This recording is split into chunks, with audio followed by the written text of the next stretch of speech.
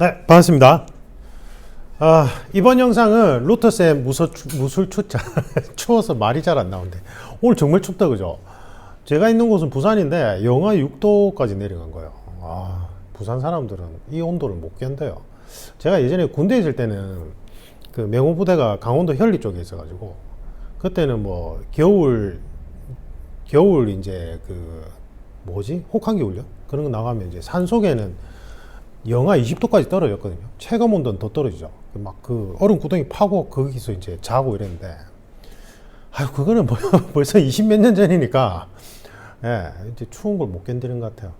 이번에 추천 무술은 주짓수인데, 제가 이거를 한 몇 번이나 촬영을 했다 지웠어요.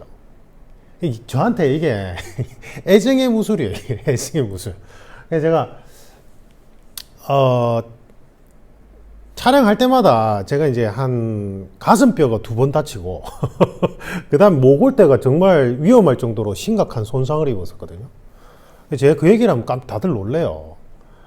제가 이제 그 이야기를 안 할 수가 없으니까 하게 되면 혹시나 이제 주짓수를 업으로 하시는 체육관 관장님들한테 피해가 갈까봐 고민도 되고, 그리고 제가 이제 계속 이게 지금 현재 주짓수라는 무술은 너무 좋은데 한국에 이게 지금 이 주짓체육관의 교육 체계가 전 너무 마음에 안 드는 거예요. 교육 프로그램 개발자 입장에서, 전문가 입장에서는 이게 지금 말도 안 되는 방식으로 교육이 진행되고 있어서 그러니까 이제 다치는 거예요. 그래서 제가 이게 하다 보니까 자꾸 이제 뭔가 저도 이제 이걸 주짓수 진짜 계속 해야 돼 말아야 돼 이런 생각도 들고, 그래서 이제 계속 이제 영상을 촬영하다 보니까 자꾸 뭔가 단점만 부각하는 느낌이 들어가지고 계속 지우다가 이제는 이제 명료해졌어요, 제 머릿속이. 그래서 추천해 드릴 수 있을 것 같아요. 그래서 이제 오늘은 주짓수인데, 저는 사실은 이제 주짓수를 시작한 건 한 5년 전에 시작했어요. 근데 아직도 왜냐하면 중간에 가슴뼈를 2번이나 다치고 그 다음 목골대가 진짜 심각하게 진짜 죽을 뻔했어요, 진짜. 근데 뭐 하여튼 얘기하자면 긴데, 그래서 이걸 계속 해야 돼 말아야 돼 계속 확신이 안 드는 거야. 주짓수 자체는 너무 좋아. 근데 생각해 보세요. 이걸 역으로 얘기하면 그렇게 심한 부상을 당했음에도 너무 좋은 거야, 이게. 뭐가 좋냐면 이게 막 스파링이 재밌다 이런 거는 사실은 저 같은 경우에는 별로 메리트가 없는 게, 저는 이제 풀 스파링으로 하는 대한검도의 검도를 한 20년 했기 때문에 이게 스파링이 진짜 나중에 몸에 딱 배이면은 이게 수싸움이거든요, 그게. 이게 막 신체 반사신경이나 근력으로 하는 게 아니라 진짜 바둑에 수 뜨듯이 수싸움이기 때문에 그 경지로 들어가면 너무 재밌어요. 이게 못 벗어나요.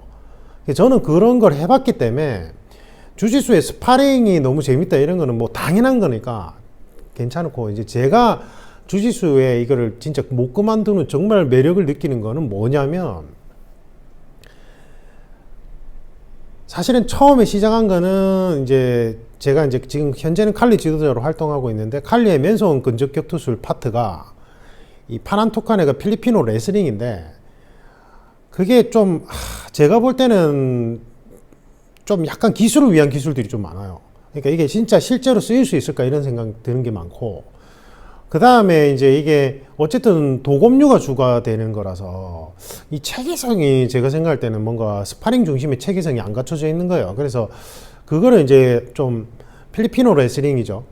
칼리의 맨손 근접 격투수를 조금 더 활성화시켜 보고자 이제 연구 차원에서 레슬링을 처음 시작하다가 이제 주짓수로 한 건데, 주짓수를 이제 또 해야 된다고 생각을 했던 게, 제가 이제 딸아이랑 집사람 아내에게 일단 도검류나 무기술은 가르쳐 줄 수 있잖아요. 제가 이제 뭐 지도자로 활동 중이고 하니까. 그래서 여성들이 이제 남성들을 위기 상황에서 이기려면 사실은 도검류를 들어야 돼요. 무기를 들어야 된단 말이에요. 신체적으로 열세기 때문에. 근데 이게 사람이 무기가 없는 상황이 분명히 있거든요. 그때는 어떻게 해야 되냐. 이건 주짓수 말고는 답이 없는 거예요, 진짜로. 그래서 제가 예전에 이제 유도 잠깐 할 때, 젊었을 때 유도를 잠깐 해봤을 때, 한 1년 정도 했을 때, 그때 중학생 유도 이제 선수한테 목이 절려서 이제 기절 가까이 한 적이 있어요.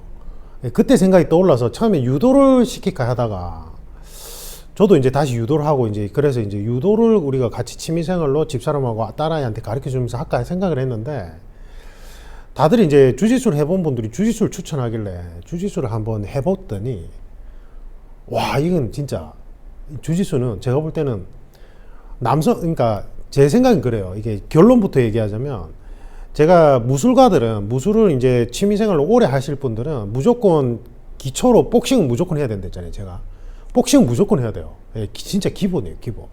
근데 복싱만큼이나 필수로 무조건 해야 되는 게 제가 생각할 때 주짓수예요. 무술가라면 내가 어떤 종목을 하든지 뭐 합기도 사범이든 아니면 뭐 아이키도 사범이든 아니면 뭐 레슬링을 가르치는 사람이든 아니면 저건처럼 도검류 전문가라서 뭐 칼리나 검도를 가르치는 사람이든 뭐든지 간에 무술가라면 자기 개발 차원에서 무조건 주짓수는 해야 돼요. 저는 그렇게 생각해요. 복싱하고 주짓수는.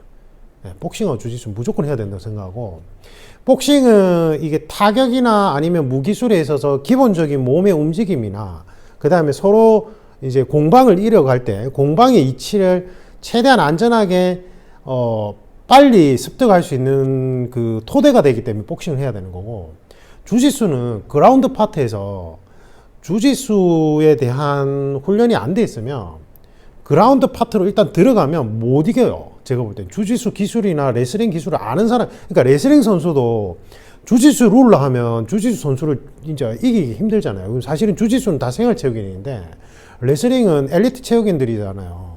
어릴 때부터 그것만 주장창한. 예? 근데도 그때 예전에 보면은 그 누구죠? 그분도 천재긴 한데 어쨌든 주짓수 선수하고 붙었을 때 주짓수 룰로 할 때는 못 이긴단 말이에요. 이게.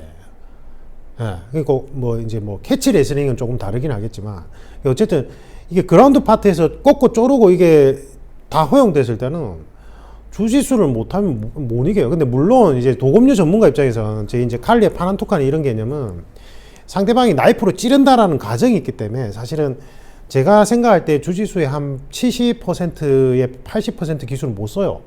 예, 상대방이 만약에 날붙이를 갖고 있다면. 근데 문제는 뭐냐면 그 나머지 20, 30% 기술이 어마어마하거든요. 예. 주짓수 기술이 지금 막 발전해서 몇 수천 가지잖아요. 근데 거기서 20%나 30% 엑기스만 쓸 수 있다고 생각해 보세요. 그러면 내가 맨몸인데도 날붙이를 든 사람을 제압할 수 있어요.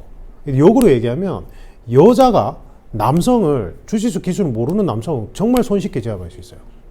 제가 5년 동안 가슴뼈 2번 다치고 목을 다치고 그 다음에 코로나 터져가 운동을 제대로 못했어요. 실제 수련한 기간은 얼마 안 돼요. 실제 수련한 기간은 얼마 안 되지만 그래도 그나마 고인물이니까 뭔가 보던 건 있고 그나마 뭔가 움직일 줄 알잖아요. 근데 저희 체육관에 지금 현재 다니는 도장에 청소년 국가대표 여자가 있거든요. 여학생이 이제 19살인지 이제 올해 20살 올라가죠. 저를 가지고 놀아요. 진짜. 제가 스파링 한번 하면 5분 스파링 하면 탭을 한 3번을 쳐요. 요즘엔 그나마 버텨가지고 한두 번으로 끝나는데 처음에는 한 5번 탭을 쳤어요. 예. 그러니까 이제 이 친구가 170의 여학생인데도 근력 운동 꾸준히 하고 주짓수 한 5년 했다더라고요. 5년 했는데 퍼플인데 청소년 국가대표예요. 시합도 자주 나가고. 근데 제가 안 돼요. 진짜 안 돼요. 제가 힘으로 억지로 하려고 하면 뭐 억지로는 돼요. 이제 막 타격까지 쓰면 억지로는 되겠지만 근데 저 같은 사람을 일반인으로 보기는 힘들잖아요. 맞죠? 저는 이제 도검류 스파링 중심의 도검류만 20년을 했고 20년은 대한검도에 그 다음에 태권도 어릴 때부터 했고 그럼 칼리 주도자로 활동한 지 지금 벌써 5년이 넘어가는데 저는 일반인은 아니잖아요. 그리고 제가 제 개인 무술 지도자로서 이제 개발을 위해서 복싱이나 킥복싱도 이제 꾸준히 한단 말이에요. 틈틈이 될 때마다 가서 한다고요. 제가 제 개인 수련상. 저는 일반인은 아닌데 그리고 주짓수도 아예 모르는 것도 아닌데도 불구하고 그 5년 정도 한 퍼플 그 19살 여학생한테 못 이기는 거예요.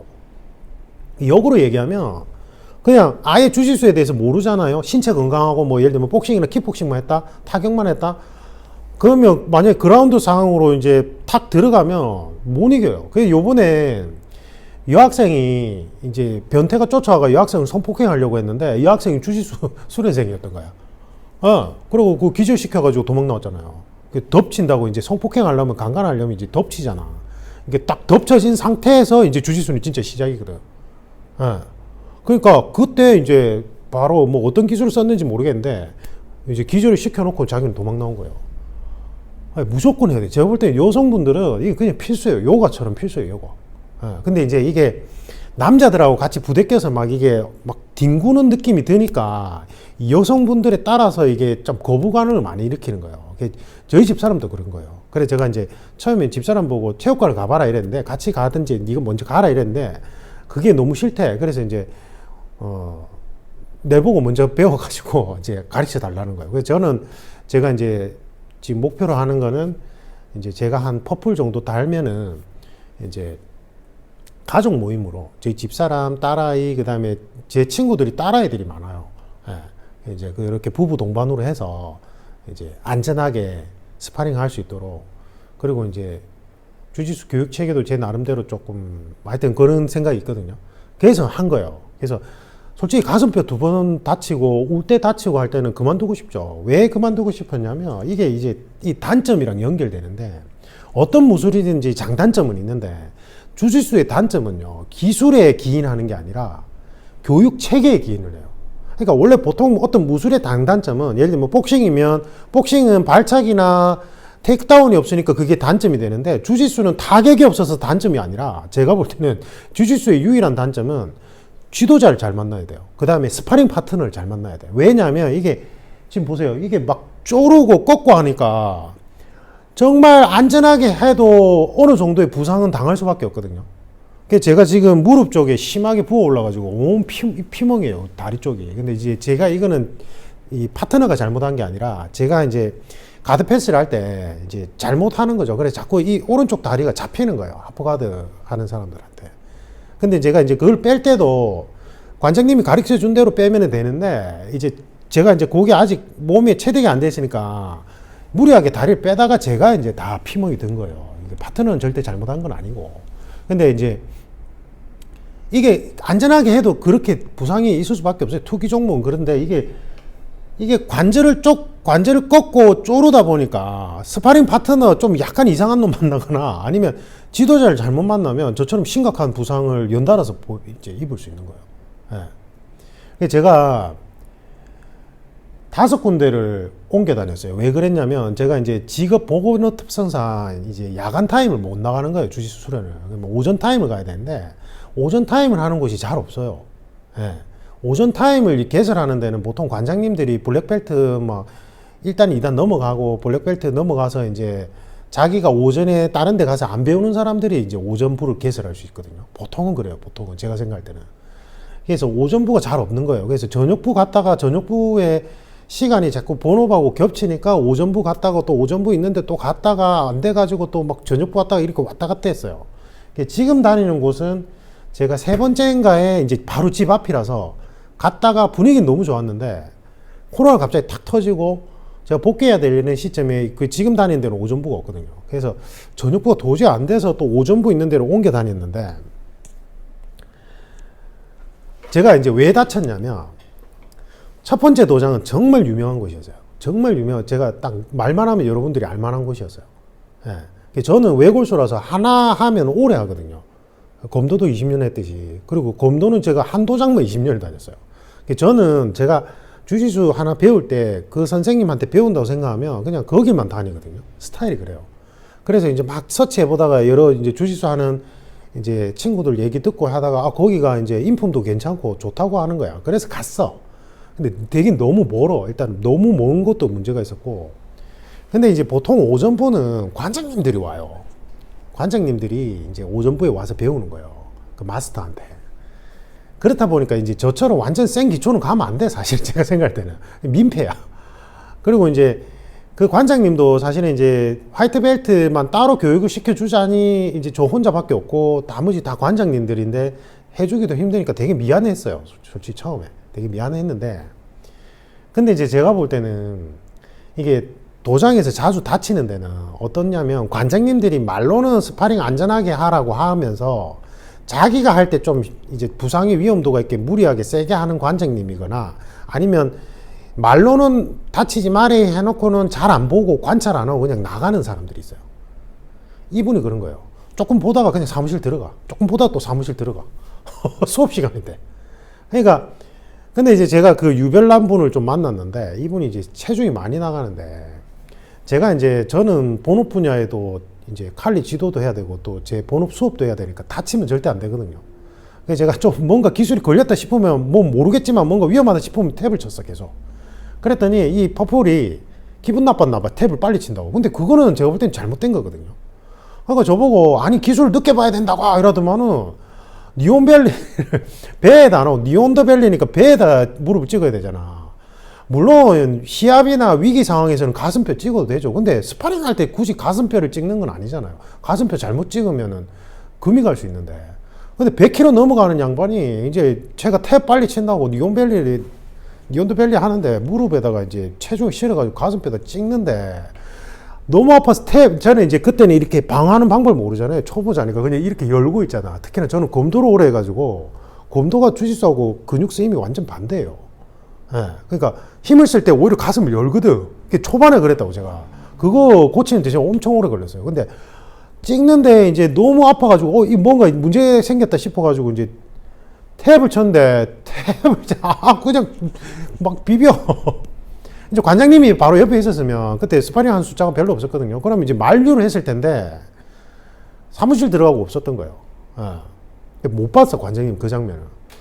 다치고 나니까 너무 막 이게 그 퍼플한테 기분이 나쁜 건 아니고 근데 그분이 원래 좀 문제가 있었다 하더라고요. 관장님 얘기로는. 그래가 다쳐서 이제 나가는 관원이 좀 있나 봐. 근데 제가 생각할 때는 그 퍼플이 문제가 아니고 이 교육 체계의 문제인 거예요. 왜냐하면 주짓수 기술이란 게 핵심 기술이 그래도 제가 생각할 때는 지금 조금 배워보다 보니까 한 몇 가지가 있는데 그 전체 과정을 기술을 몸에 완전히 익히지도 않은 상태에서 어느 정도 감이 없는 상태에서 며칠 만에 그냥 풀스파링 시켜버리니까 다치죠. 방어하는 방법도 모르는데 어떻게 그거를 안 다치게 할 수 있냐고요. 그럼 이제 그 위에 유색 벨트들이 배려를 해줘야 되는데 유색 벨트들은 배려도 안 한다는데 만약에 잘못 걸려버리면 거칠게 하는 데를 걸려버리면 그럼 이제 다치는 거예요. 그러니까 저는 그때 뭐 그 관장님이나 퍼플 벨트 그분한테 뭔가 서운한 게 아니라 이 훈련 체계가 말이 안 되는 거예요. 제가 생각할 때 이거는 걷지도 못하는 아이한테 이제 막 기어다니는 애한테 같이 권투 시합 하자고 하는 거 똑같아요. 그러면 이제 주짓수 한 몇 년 한 사람이 기어다니는 애를 그냥 톡톡 치면서 가지고 놀지. 당연한 거 아니에요, 그거는. 맞잖아요. 최대한 아장아장 걷는 애 보고 달리기 시합을 하자고 하든지 아니면 뭐 권투를 하자고 하든지 이래야지. 이제 막 갓 태어나가 기는 애한테 스파링을 한다는 게 말이 안 되는 거예요, 이건 저는. 그러면 이제 이게 우리나라에 주짓수가 처음 도입될 때 뭔가 선생님 하에서 지금 이제 주짓수 2세대, 3세대처럼 뭐 블랙벨트한테서 체계적으로 뭔가 배운 게 아니라 지금 현재 우리나라에 주짓수를 도입한 초창기 지도자들은 동호회 형식으로 했어요. 제가 알아요. 제가 그때 검도 사범할 때인가 검도 할 때 제가 조교할 때인가 그때 그 동호회가 막 생기기 시작하길래 제가 그거 하려고 했거든. 그래서 제가 안단 말이에요. 자기들끼리 동호회식으로 하다가 뭐 브라질에 한 며칠 한 몇 달 이렇게 집체식으로 가서 또 뭐 띠 받아와서 또 선생님 모셔와서 띠 받고 또 여기 안에서 자기들끼리 막 하면서 서서 이렇게 벨트로 올라가는 케이스라고요. 1세대는. 물론 이제 존 플랭클린은 다를 수는 있겠는데 제가 알기로는 존 사범님도 처음에 이제 연세대에서 동아리 만들었다가 미국 갔다가 다시 왔을 때 이제 거기 안에서 동아리로 계속 활동하다가 존 사범님 합류해서 이제 다시 합류해서 가르친 걸로 알고 있거든요.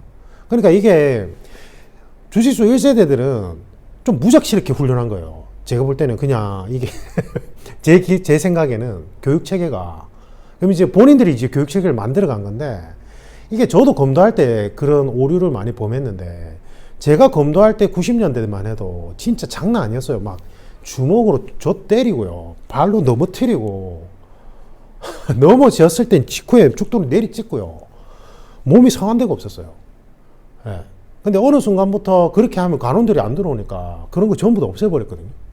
근데 이제 제 생각엔 그런 것 같아요. 이제 주짓수 초창기 1세대 분들이 그렇게 막 이제 선생 없이 자기들끼리 막 동호회식으로 막 자기들끼리 연습하면서 그리고 이제 단기 집체식으로 왔다 갔다 하면서 이거를 이제 자리를 정착을 하면서 이제 다치기를 많이 다쳤을 거예요. 제 생각에. 근데 다쳐도 하다 보니까 다 되더라. 이제 이런 마인드가 큰 것 같아요. 그래서 제가 어디라고 말씀 못 드리겠는데 특정 유파들 보면 교육 프로그램 개발자 입장에서는 되게 무작시럽게 해요. 풀스파링 하다 보면 느낌이 와요. 이래요. 그건 매우 잘못된 방법이에요. 그럼 100이면 100 다쳐요, 저처럼. 예. 그거 안 하잖아요. 다치면 안 한단 말이에요. 이거 말이 되나 이렇게 생각하면서.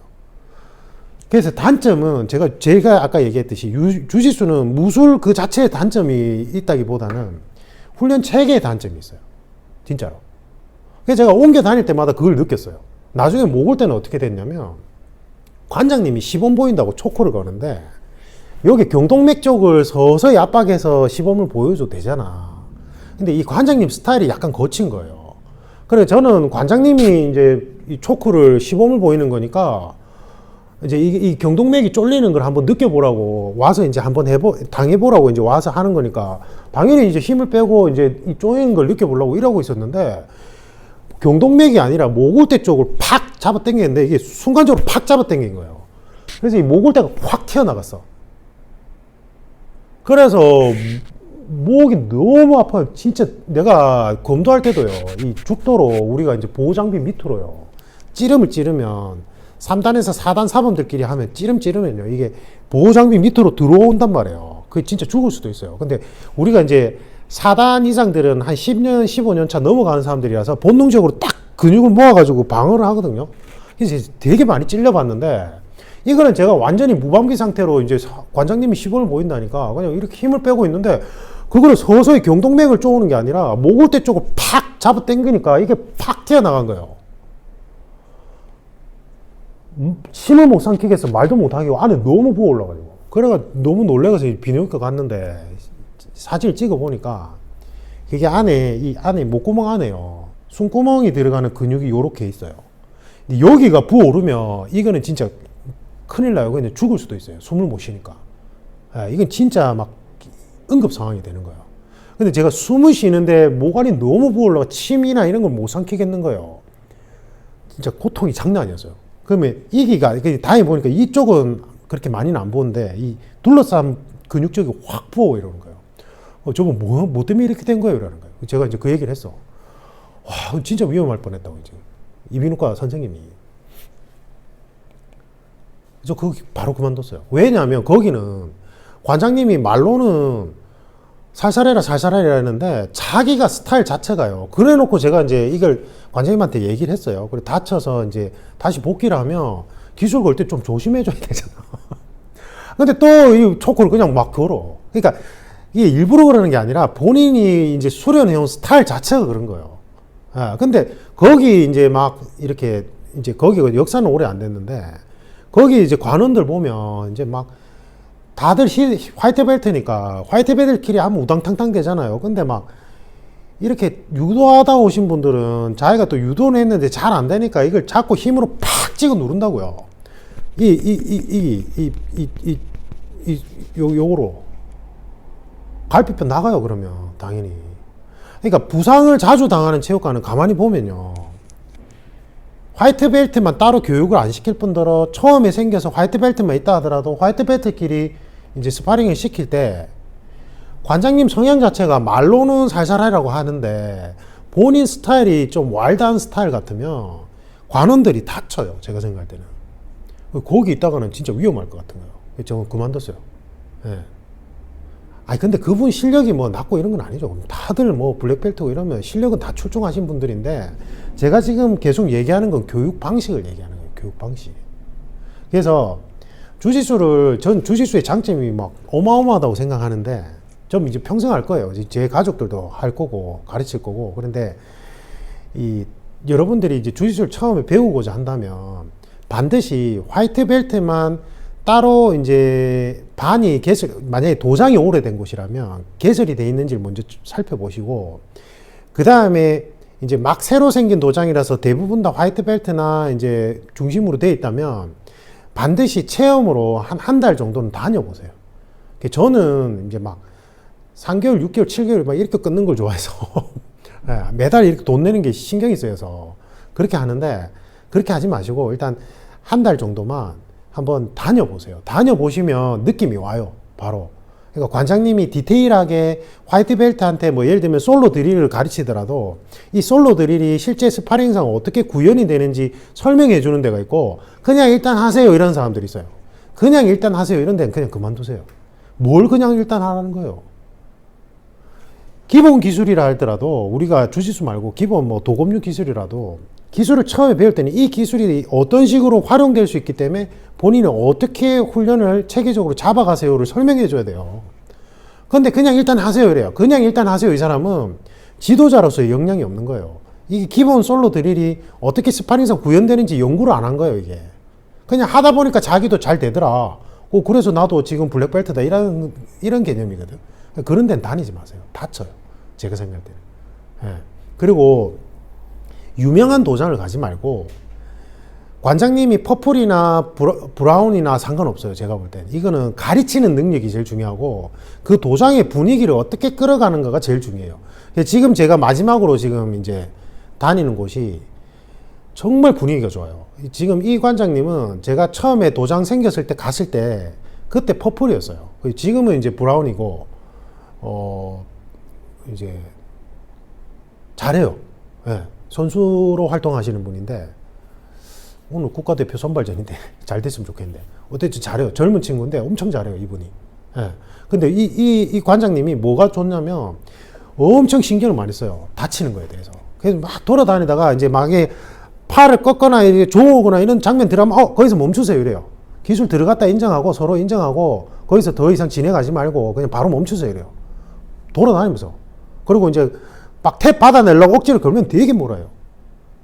그리고 매번 몇 시간마다 뭐를 강조하냐면 우리가 지금 이 도장 안에서 스파링 할 때는 이기고 지고가 중요한 게 아니다. 그러니까 서로 기술 주고 하는 우리는 파트너니까 무리하게 하지 마라. 이렇게 하면 가슴뼈 다칠 수 있고 이렇게 하면 목을 다칠 수 있으니까 요런 거 그러니까 그 주의사항을 상세하게 그냥 말로만 살살 하세요. 다치면 안 됩니다. 예전에 제 다쳤던 관장님들 있죠. 그렇게 대충 얘기하는 게 아니라 어떤 상황이 위험하고 어떤 상황에 많이 다치는지 자기 경험이나 노하우를 바탕으로 해서 계속 잔소리해요. 그리고 돌아다니면서 계속 확인해줘요. 그러니까 이 도장에는 지금 블루나 퍼플이 거의 준데 정말 배려를 잘해요. 화이트벨트들도 이제 와서는 그 분위기에 이제 그 분위기에 동화가 돼가지고 정말 배려하면서 스파링을 하는 거예요. 정말 안전해요. 그러면 정말 좋아요. 주짓수가 진짜. 그런 좋은 스파링 파트너를 만나면. 네. 그리고 이제 여기는 화이트벨트도 따로 하려고 하는데 솔직히 도장을 운영하는 입장에서는 화이트벨트 반만 따로 개설하는 게 좀 힘들어요. 제가 알아요. 그거는. 알거든요. 근데 이제 그거는 제가 거기까지는 이해는 하는데 아까 얘기했던 스파링도 제가 이제 그 존 플랭클린 쪽에 다니는 이제 제 본업적인 제자분들한테 얘기를 들어보니까 거기는 수업 체계가 또 뭐 3개월은 아예 스파링 안 하고 기술만 계속 로테이션 돌리면서 배우고 화이트벨트 반이 따로 있으면 그 다음에 또 3개월 정도는 포지션 스파링만 안전하게 하고 그 다음에 풀 스파링 한다더라고요. 그런 체육관들도 있어요 분명히.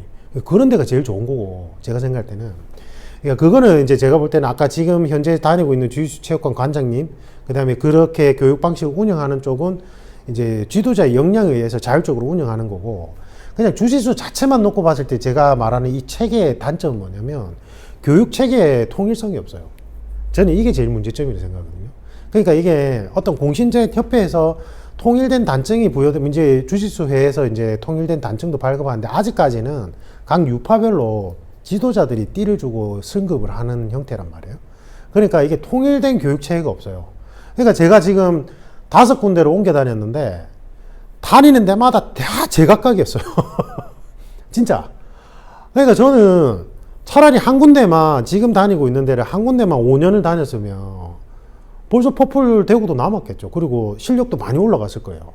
근데 중간중간에 부상을 당해서 쉰 것도 많긴 하지만 이게 5군데를 본의 아니게 계속 옮겨 다니면서 이게 교육 체계가 통일이 안 되니까 간 데마다 다 제각각이야. 이게 기술을 풀어나가는 방식도 지도자에 따라서 스타일에 따라 다 다르니까 완전 뒤죽박죽 돼가지고 지금 다니는 도장에 다시 오고 나서 저는 진짜 기초부터 다시 시작했어요. 그 개념으로 갔어요. 그게 또 맞고 사실은 그게 맞아요. 제가 볼 때는. 왜냐면 실력이 안 되니까.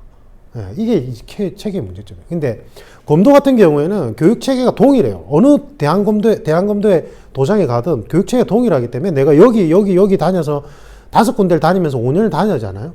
그러면 내가 같은 체계하에서 꾸준히 실력이 올라가요. 근데 주짓수의 단점이 이거예요. 그리고 이제 이게 관장님들이 자율적으로 승급 벨트 승급 주고 그 다음에 이제 띠도 부여하고 이러다 보니까 다른 데서 하다 오면 좀 배척받을 수밖에 없어요. 예, 그 안에 분위기 자체가 조금 그래요. 예, 근데 안 그런 데도 있어요. 지금 우리 체육관처럼. 아, 여기는 진짜 뭘 해야 될까요? 젊은 감성과 뭔가 너무 좋아요. 요런 데도 있긴 한데 요런 데 찾기가 힘들고 대부분 이제 다른 데서 좀 수련하다 오면 아예 그랄을 뺏어버리든지 아니면 그랄을 인정을 하더라도 그 다음 그랄 둘 때 되게 짜게 해요. 그러니까 벨트 승급이 안 되는 거예요, 잘. 이게 문제예요, 제가 생각할 때는. 그래서 대한주짓수회 만들어질 때 그 부분을 이제 이게 문제다. 그래서 대한주짓수회에서 자체적으로 유럽 주짓수 연합회 뭐 이런 데처럼 자체적으로 좀 뭔가 정립을 해서 이제 대한검도회처럼 이렇게 그렇게 하려고 했는데 안 되죠, 잘. 이게 지금 이게 결국은 수익 사업인데 각 브라질 유파별로 온갖 유파가 대한민국에 지금 다 모여 있단 말이에요. 어? 좀 된다 싶으면 독립해서 나와가지고 브라질이나 미국 현지에 가서 누구 이제 유명 사범님한테 가서 단기 집체로 배워온 다음에 그 네임 걸고 지금 장사를 하는 거거든요. 이게 어떻게 보면 비즈니스 모임이에요. 이거 나쁜 게 절대 아니죠. 그럼 이제 본인들은 그렇게 로열티나 이런 개런티 막 주고 와서 이제 거기 가서 단기 집체로 어떻게든 배워가지고 많은 돈을 들여서 이제 여기서 자기 나름대로 이제 일가를 이루려고 하는 건데 대한주짓수에 전부 다 이제 통합이 돼서 들어가 버리면 자기 수익 사업이 이제 데미지를 입으니까 안 되죠. 제가 볼 땐 그건 안 될 것 같아요, 계속. 근데 저는 제가 교육 프로그램 개발자 입장에서는 그게 좀 문제예요. 네. 저는 제가 지금 생각하는 건 제 딸아이나 제 가족 지인 모임에 이제 주짓수 모임을 만들 때는 그 그레이시 주짓수 있죠. 그레이시 주짓수가 논란이 많던데 그 그레이시 아카데미랑 유니버스인가 아카데미가 뭐 있잖아요. 그 해너 제가 사람을 잘 몰라요. 뭐 그 있잖아요. 뭐 컴배티브 그레이시 컴배티브 하는데 그게 보니까 이제 너무 비싸. 거기 다니신 분들 얘기가 너무 비싸가지고 계속 못 다니겠다면서 이러더라고요. 경제적 부담이 많이 돼서. 부자들은 상관없겠죠. 근데 생활체육 하는 사람들 입장에서 그 금액 무시 못 하거든요. 그냥 저는 제가 이제 스포츠 주짓수라고 하던데 저는 뭐 거기에 동의는 안 하지만 다른 무술을 오래 한 사람 입장에서 뭐 스포츠 뭐 컴배티브 이렇게 분리하는 거에 대해서는 저는 동의는 안 하는데 어쨌든 이제 스포츠 주짓수는 제가 지금 다니는 도장 계속 다니면서 계속 다닐 거고 그냥 제가 이제 우리 가족들 지인들 모임에서 이렇게 제가 가르쳐 주면서 같이 훈련할 때는 그냥 그 그레이시 그 영상 강의가 너무 잘 돼 있더라고요. 그거 보면서 거기는 왜 그러냐면 거기는 1년인가 동안 스파링을 안 했는데요. 거기 이제 지도자 과정 이수하신 분한테 얘기를 들어보니까 그래서 되게 안전해. 그래서 엑기스 기술만 1년 동안 계속 거기서 시키는 대로만 반복하는 거예요. 저는 그게 맞다고 생각하거든요. 솔직히 말하면. 그럼 이제 배우는 사람 입장에서는 좀 지루할 수는 있는데 그거는 다양한 게임 형태의 스파링을 삽입하면 돼요. 저는 이제 교육 프로그램 개발자들 그게 할 수 있단 말이에요.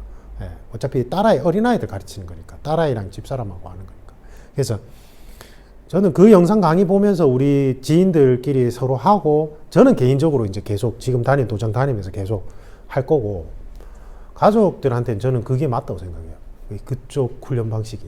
그러니까 제가 생각하는 이상적인 주짓수 도장은 아까 그 존 폴랭클린 도장들이 다 그렇게 한지는 잘 모르겠는데 기초 때는 제가 볼 때는 상견도 짧아요.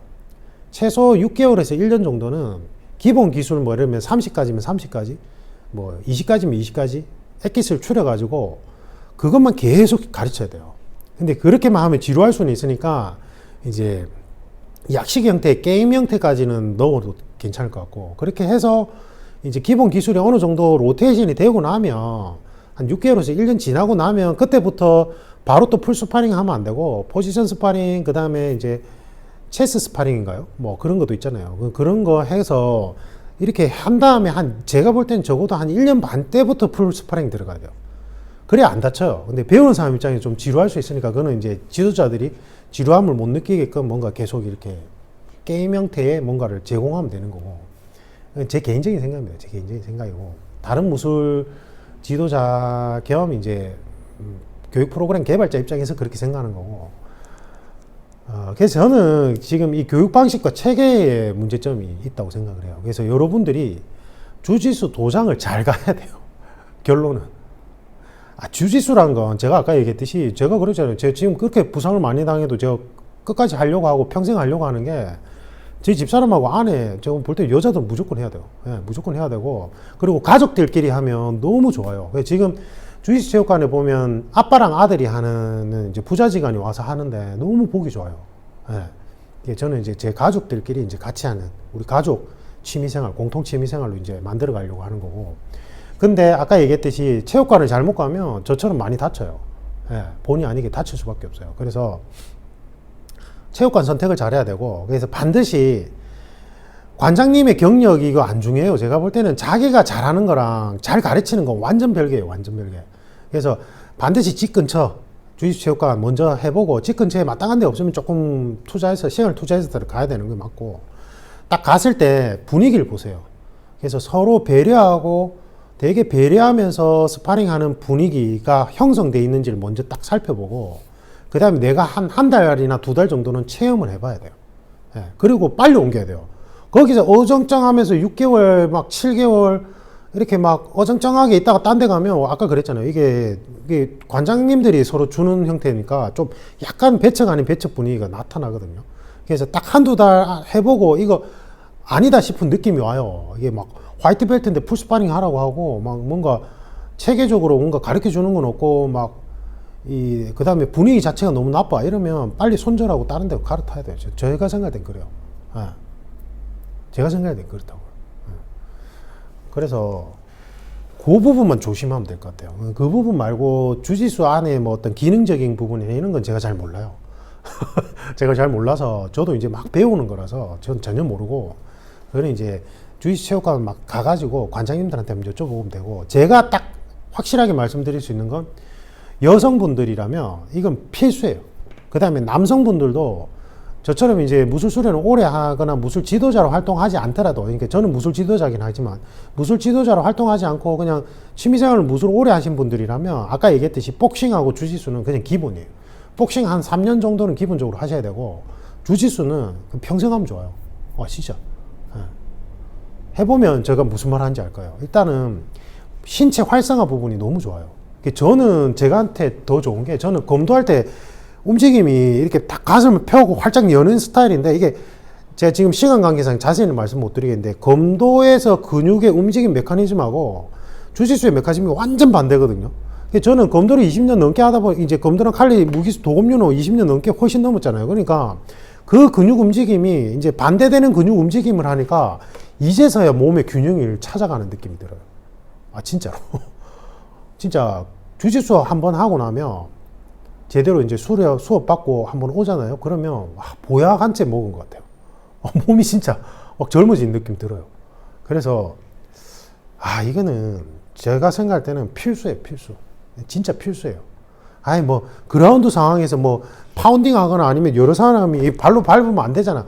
그랬잖아. 제가 완벽한 무술은 없어요. 자기가 어떤 배경하에서 어떻게 조합해 나가는가에 문제라 했잖아요. 근데 이건 필수예요. 무조건 해보세요. 무조건. 진짜. 그리고 이게 프로 선수 아니고 생활체육인이 이 정도의 스파링 경험치를 쌓을 수 있는 무술이 잘 없어요. 진짜 잘 없어요. 이게. 그런 측면에서도 너무 좋아요. 이게. 그래서 전 적극 추천합니다. 적극 추천하고. 그리고 제가 아까 말씀드린 제가 이제 부상을 입었던 도장들이 절대 나쁜 도장은 아니에요. 나쁜 데가 아니고 거기 관장님들도 정말 다 잘하시는 분이고, 그리고 그 도장에서 안전하게 주짓수 수련해서 이제 많이 올라가신 분들도 분명히 있겠죠. 근데 제가 볼 때는 제 스타일하고는 안 맞았고, 제가 다쳤을 때 느낀 바로는 이제 그런 제 개인적인 그런 판단하에서는 체계상의 문제가 조금 있다, 이렇게 생각한 거예요. 그래서 뭐 어딘지 제가 말을 안 해서 뭐 어차피 모르시겠지만 오해는 없으시길 바라고. 근데 분명히 그런 도장들은 있어요. 그래서 잘 골라서 가세요. 제가 생각할 때 그게 제일 중요한 것 같아요. 그래서 무조건 가서 한번 해보세요. 한 달이든 2달이든 해보면 느낌 와요. 그때 느낌이 오거든요.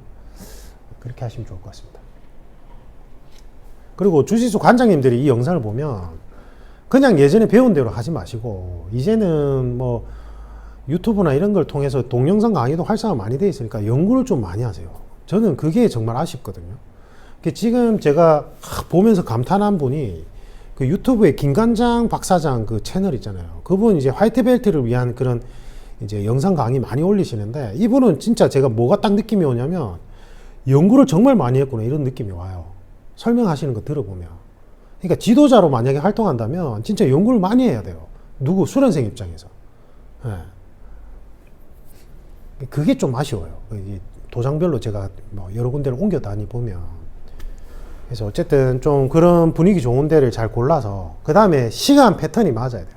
일단 시간 패턴, 그 다음에 이제 거주지랑 또 잘 맞아야 돼요. 이제 그게 안 맞으면 아무리 좋은 데라도 조금 애로사항이 있더라고요. 제가 이제 말씀 안 드린 도장이 있는데, 거기는 다 괜찮은데 제 동선에 너무 문제가 있어가지고 안 갔는데, 저는 뭐 5년을 어떻게 보면 허송세월하고 5군데 그 다음에 부상을 많이 입었지만, 그렇지만 이제 진짜 좋은 도장을 잘 찾은 거죠.